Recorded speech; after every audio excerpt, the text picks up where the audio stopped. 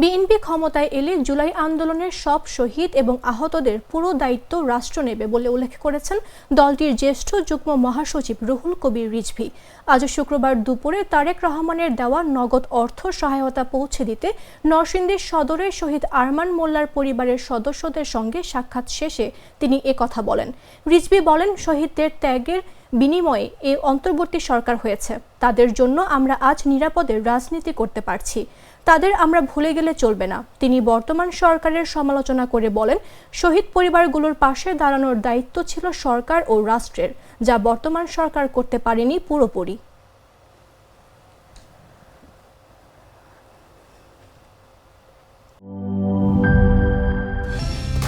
Colour expert, George sap এবং mild on hands technology সমৃদ্ধ Orix crystal wash আপনার laundry expert.